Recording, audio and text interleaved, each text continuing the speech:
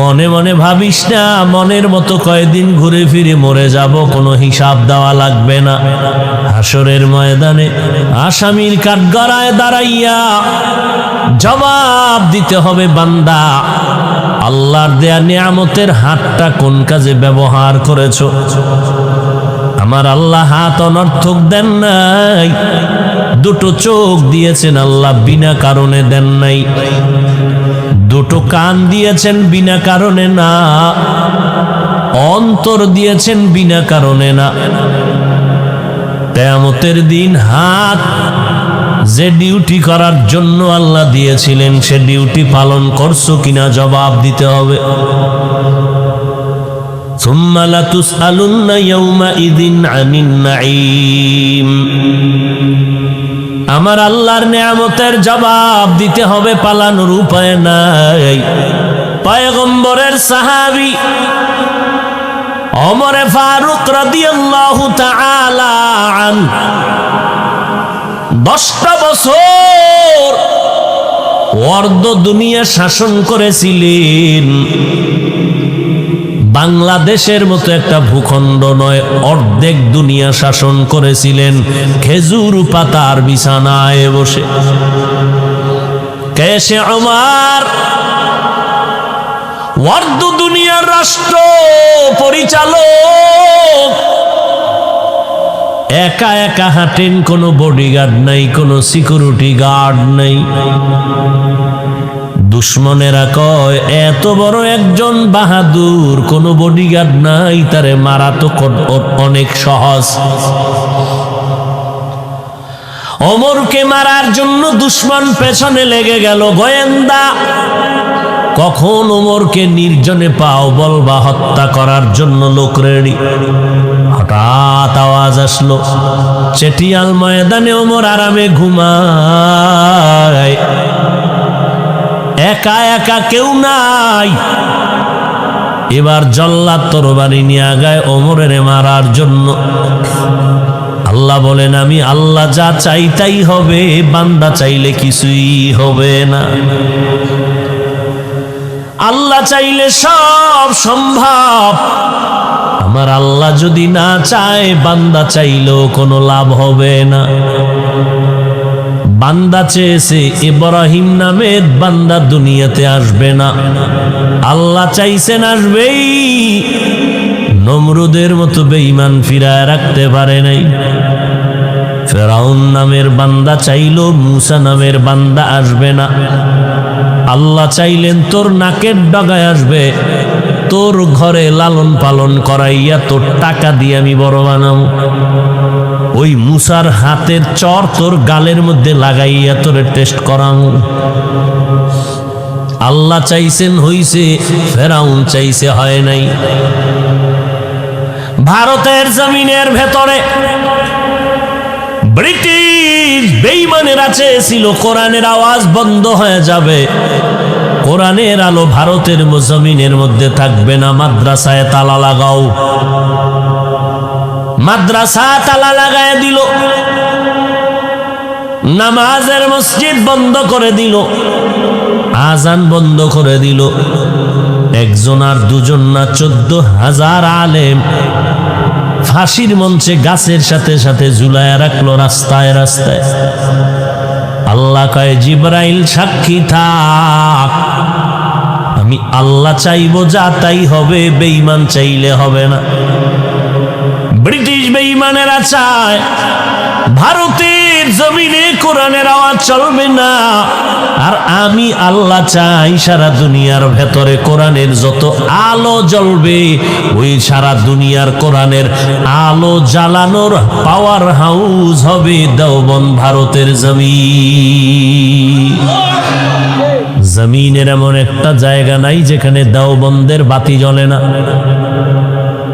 তাবলিগ চলে দেওবন্দের বাতি, পীর মুরিদির লাইনে মেহনত চলে দেওবন্দেরই আলো, বয়ানের ময়দানে বক্তা চিৎকার দেয় দেওবন্দের আলো, নাস্তিক বেঈমানের বিরুদ্ধে ময়দানে আন্দোলন যারা করে তাও দেওবন্দেরই আলো।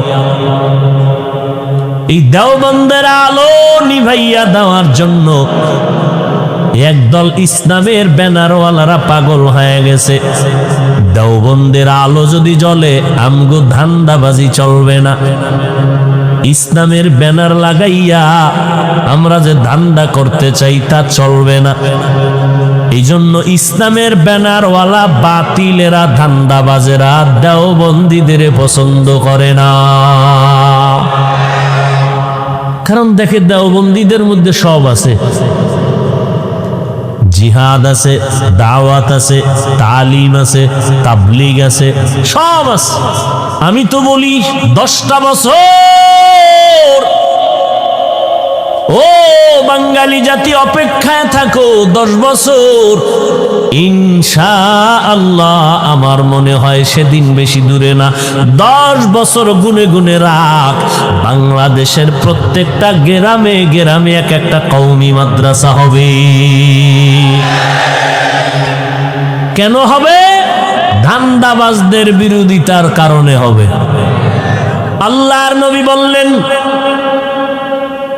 আপনি আপনার অঙ্গ প্রত্যঙ্গের দায়িত্বশীল, আল্লাহর আদালতে জবাব দিতে হবে। চোখ দুইটা কোন কাজে ব্যবহার করেছো জবাব দাও। আযাবের ভয়ে যদি মিথ্যার আশ্রয় নেও, আল্লাহ সাথে সাথে জিহ্বা বন্ধ করে বলবেন, হাত কথা বলো। اليوم نختم على أفواههم وتكلمنا أيديهم وتشهد أرجلهم بما كانوا يكسبون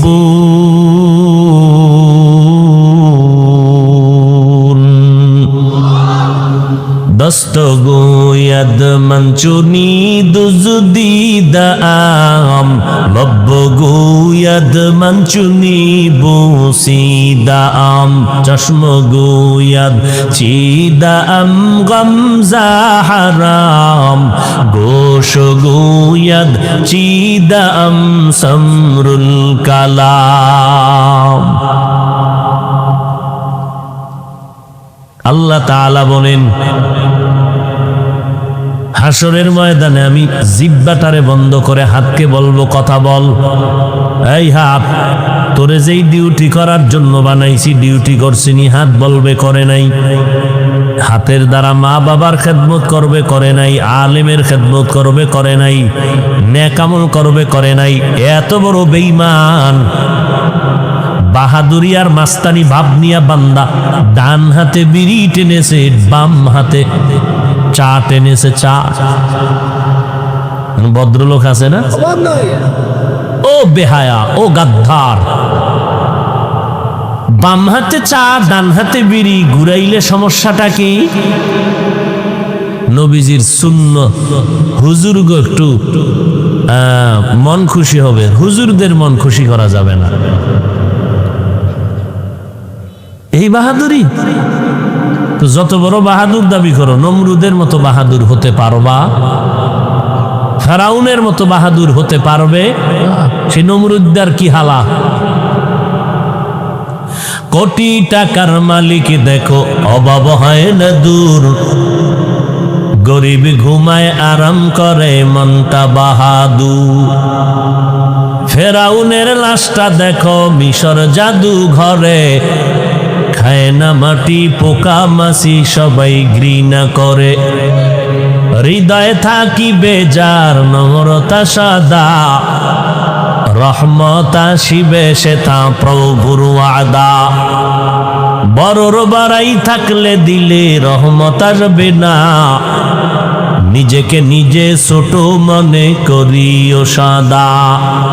উঁচু জমিন থেকে পানি নিচু জমিনে যায়, তেমনি খোদার রহমত আসে নম্রতার হৃদয়। ভোগবিলাসের বাড়ি গাড়ি পরে রবে সব, ভোগবিলাসের বাড়ি গাড়ি পরে রবে সব। থাকতে সময় স্মরণ করো আল্লাহ আমার রব, থাকতে সময় স্মরণ করো আল্লাহ আমার রব। কে আমাদের রব? ইন্নাল্লাযীনা قالوا ربنا الله إن الذين قالوا ربنا الله ثم استقاموا فلا خوف عليهم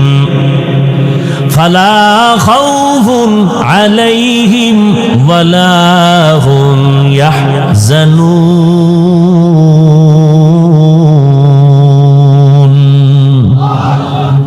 যারা বলবা রব আমার আল্লাহ, এই কথার উপরে জিন্দেগি মজবুত করে পরিচালনা করবা, ফালা খাউফুন, দুনিয়ায় কোনো ভয় নাই, ওয়ালা হুম ইহজানুন, আখিরাতে কোনো পেরেশানি নাই। আমি আল্লাহ, আমি তোর রব, আমার কুদরতের জিম্মায় তোরে জান্নাতে পৌঁছাইয়া দিব।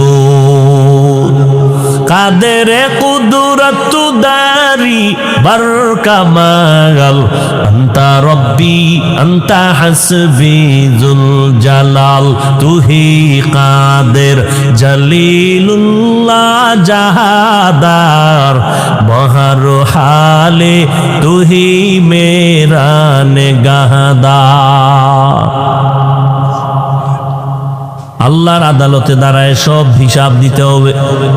এই চোখ, আমি দুইটা চোখ দিয়েছিলাম ডিউটি করার জন্য, পালন করছে কিনা বলবে করে নাই। এই দুই চোখ দিয়া আব্বা আম্মাকে মোহাব্বত করে দেখবে সওয়াব। এই চোখ দিয়া বান্দা কোরআনের দিয়ে তাকায় থাকবে সওয়াব। এই চক্ষু দিয়া আল্লাহর ঘর বাইতুল্লাহর দিয়ে তাকায় থাকবে সওয়াব। এই চক্ষু দিয়া উলামায়ে আহলে হকদের চেহারার দিয়ে তাকায় থাকবে সওয়াব। কিন্তু কপাল বড় খারাপ আমার কলিজার যুবকেরা, সারাটা রাত্র বিছানায় বসে ঘুমাও না, এই চক্ষু দিয়া মোবাইলের দিয়ে তাকাইয়া তাকাইয়া কবিরা গুনাহ করে করে রাতটাকে পার করলি রে বাবা। একটু চিন্তা কর, তোর মতো আমার মতো কত যুবক জমিনে আছে, একটু নজর করে দেখ, সব ঠিক আছে, হাতও ভালো, কানও ভালো, শুনেও ভালো, চোখ দিয়া বান্দা কিছুই দেখতে পায় না, অন্ধ। যুবক, যেই চোখের পাওয়ার দিয়ে আজকে মোবাইলে নাচ গান দেখিয়া রাতটারে পার করলি, একটা সেকেন্ড ঘুমাইলি না, গুনা গুনা কবিরা গুনা দেখে দেখে রাত কাটাইলি। একটু চিন্তা কর, আল্লাহ যদি তোরে অন্ধ বানাইতেন কেমনে নাচ গান দেখতি। কত মানুষ দুনিয়াতে ভালো চক্ষু নিয়ে জন্ম নিয়েছে, হঠাৎ একটা অসুস্থ রোগে পইরা হঠাৎ অসুস্থ চোখের পাওয়ার চলে গেছে। এরে বান্দা, আল্লাহকে ভয় কর।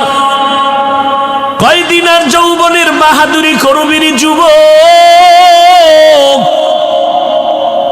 তোর মতো কত যুবক এই অল্প বয়সে কবরে জানাজার ইমামতি করিয়া দাফন করে রাখলাম। এমন একটা দিন নাই যুবকের লাশের খবর নাই। প্রতিদিন যুবকের লাশ আর লাশ। গাড়ির নিচে তাকায় দেখ যুবকের লাশ, পানির মধ্যে তাকায় দেখ যুবকের লাশ, ঘরের বিছানায় নজর দিয়া দেখ যুবকের লাশ। গড় হিসাব করে দেখবি 365 দিনে যুবক মরে বেশি। যুবক, গুনাহ করো 24টা ঘন্টা, তোর গুনার কারণে তোর চেহারার মধ্যে কোনো উজ্জ্বলতা নাই। তোর আব্বা বরদোয়া করে, তোর আম্মা বরদোয়া করে। এই মোবাইলটারে তুই এমন আপন বানাইছো, এই মোবাইলের পিছনে পইরা তুই মাকে গালি দিয়েছো, এই মোবাইলের মায়ায় পইরা তুই বাবার সাথে বেয়াদবি করেছো। মা বলছে মোবাইলটা বন্ধ কর, মাকে বাজে মন্তব্য করে কথা বলেছো। বাবায় বলছে মোবাইল বন্ধ কর, বাবারে উল্টা কথা বলছো। এই মোবাইলটাকে কেন্দ্র করে কত ছাত্র শিক্ষকের সাথে বেয়াদবি করেছো। এই মোবাইলকে কেন্দ্র করে কত যুবকেরা মুরব্বীদের সাথে বেয়াদবিমূলক আচরণ করেছো। অনেকের কলিজার বরদোয়া তোর কপালে লাগতে লাগতে তোর চেহারা এখন মানুষের চেহারায় নাই।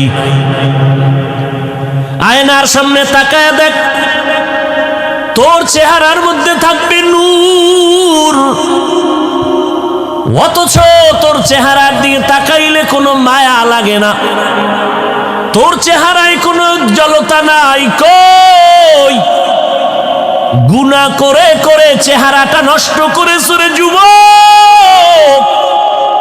যাদের তাহাজ্জুদের কান্নাওয়ালা কলবের চক্ষু খোলা, তারা দেখলেই বুঝতে পারে তুই রাতের বেলা কি কি আকাম করছো।